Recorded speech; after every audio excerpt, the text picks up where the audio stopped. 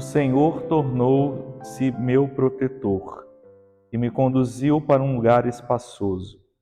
Ele me salvou porque me ama. Louvado seja nosso Senhor Jesus Cristo. Meu querido irmão, minha querida irmã, com alegria saúdo você nesta segunda-feira da 8ª semana do Tempo Comum, para juntos rezarmos, juntos buscarmos a inspiração da Santa Palavra de Deus para nosso caminhar nesse dia, a fim de que em tudo possamos visar sempre a maior glória de Deus. Vamos então nos dispor para esse momento orante, rezando a oração da coleta de hoje. Fazei, Senhor, que os acontecimentos deste mundo decorram na paz que desejais, e vossa Igreja vos possa servir alegre e tranquila. Por nosso Senhor Jesus Cristo, vosso Filho, que é Deus e convosco vive e reina, na unidade do Espírito Santo, por todos os séculos dos séculos. Amém. Meus irmãos, a palavra de Deus que hoje a liturgia nos propõe está em Marcos capítulo 10, versículos de 17 a 27. O Senhor esteja convosco.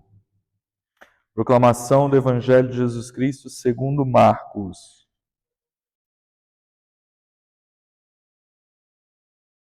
Naquele tempo, quando Jesus saiu a caminhar, veio alguém correndo, ajoelhou-se diante dele e perguntou: Bom mestre, que devo fazer para ganhar a vida eterna? Jesus disse: Por que me chamas de bom? Só Deus é bom e mais ninguém. Tu conheces os mandamentos: não matarás, não cometerás adultério, não roubarás, não levantarás falso testemunho, não prejudicarás ninguém, honra teu pai e tua mãe. Ele respondeu: Mestre, tudo isso tenho observado desde a minha juventude. Jesus olhou para ele com amor e disse: Só uma coisa te falta. Vai, vende tudo que tens e dá aos pobres, e terás um tesouro no céu. Depois vem e segue-me. Mas quando ele ouviu isso, ficou abatido e foi embora cheio de tristeza, porque era muito rico. Jesus então olhou ao redor e disse aos discípulos: Como é difícil para os ricos entrar no reino de Deus. Os discípulos se admiravam com essas palavras, mas ele disse de novo: Meus filhos, como é difícil entrar no reino de Deus. É mais fácil um camelo passar pelo buraco de uma agulha do que um rico entrar no reino de Deus. Eles ficaram muito espantados ao ouvirem isso e perguntavam uns aos outros: Então, quem pode ser salvo? Jesus olhou para eles e disse: Para os homens isso é impossível, mas não para Deus. Para Deus tudo é possível. Palavra da salvação.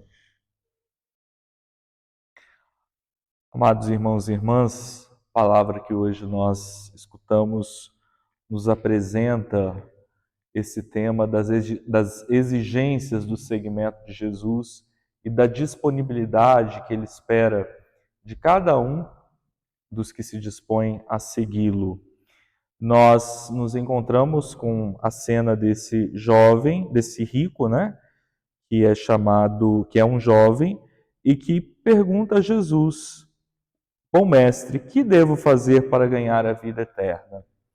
Interessante que Jesus, no seu caminho, ele encontra muitas pessoas, muitas das quais são pecadores, gente que está aquém do caminho, gente que precisa trilhar um caminho de conversão, abandonar os seus vícios, abandonar a vida antiga para acolher a proposta de Jesus. Esse homem que chega perto de Jesus, ele já tem um caminho, é uma pessoa boa, uma pessoa que está buscando, é uma pessoa que busca praticar os mandamentos, Mas ele percebe que é preciso mais, ele percebe a necessidade de dar um passo a mais. Então ele chega até Jesus e lhe pergunta: o que é preciso fazer para herdar a vida eterna? Jesus lhe recorda os mandamentos, aquilo que a religião judaica previa, e o jovem então diz: tudo isso eu já tenho observado desde a minha juventude. Então Jesus convida esse jovem rico a dar um passo a mais, a dar um salto qualitativo no seu processo de crescimento. Então diz que ele olhou para ele com amor e disse: só uma coisa te falta. Vai, vende tudo que tens e dás aos pobres, e terás um tesouro no reino dos céus. Depois vem e segue-me. Então Jesus convida esse homem, que era rico, a dar um salto, a deixar a sua riqueza e se colocar no seu segmento. No entanto, Jesus fracassa no seu chamado, porque o jovem, ao escutar isso, ele se entristece. Embora Jesus tenha dirigido a ele um olhar de amor, ele se entristece e vai embora. E diz o texto, porque era muito rico. A riqueza foi um empecilho para que ele pudesse dar esse salto em direção ao mais, em direção a esse desafio que Jesus lhe fazia. E nós vemos então na conclusão desse texto essa hipérbole que Jesus então diz para os seus discípulos: como é difícil para os ricos entrar no reino de Deus. É mais fácil um camelo passar pelo buraco de uma agulha do que um rico entrar no reino de Deus, né? Esse camelo que entra pelo buraco de uma agulha pode ser tanto a agulha de costura, né? Aquela agulha que nós utilizamos, mas também aquela porta estreitíssima que existia na muralha de Jerusalém, pela qual era impossível passar um camelo. Em todo caso, a metáfora nos mostra a grande dificuldade que o rico tem de se lançar na proposta de Jesus. Por quê? Porque a riqueza pode cegá-lo, a riqueza pode ser para ele algo absoluto, que o impede então de acolher o absoluto de Deus. Então Jesus ensina que nada na nossa vida pode ser mais absoluto que Ele, que a sua palavra. Tudo mais é relativo. No entanto, o rico, por possuir tanto, ele está mais propenso a absolutizar o que é relativo, a esquecer que antes de toda posse, antes de toda riqueza, há algo mais fundamental, que é Deus, que é a sua proposta, que é o caminho da vida eterna. E aí o texto pergunta, né? Termina com a pergunta dos discípulos: então quem pode se salvar? E Jesus nos diz uma palavra consoladora: para os homens isso é impossível, mas não para Deus. Para Deus tudo é possível. Então a salvação é graça, é dom de Deus. Mas para isso há que se estar disponível, há que realmente se dispor a realizar as exigências que Jesus então nos coloca no seu caminho.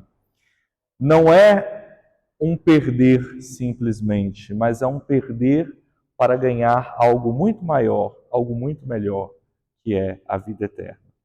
Então que nós hoje possamos sentir Jesus também dizendo para cada um de nós: uma só coisa te falta. Você possa escutar essa palavra de Jesus.